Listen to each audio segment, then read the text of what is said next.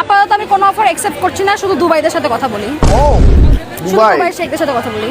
দুবাইদের ভাষা, ওরা আমার সাথে বাংলায় কথা বলে, শুধুমাত্র আমার সাথে কথা বলার জন্য দুবাই শেখরা বাংলা শিখে ফেলছে।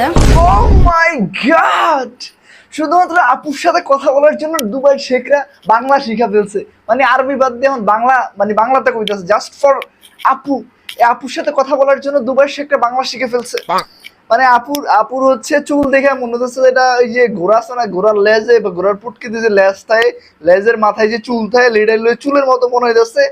এন্ড চেহারার চামড়া টামড়া পুরো ধুতরা দিয়ে গেছে। ফিল লাইক হচ্ছে সুইডেনের কোনো 125 বছরের মহিলারা দেখতেছি। এন্ড ওনার লেগে নাকি ওই যে দুবাইয়ের শেখরা আছে, শেখরা বাংলা শিখছে।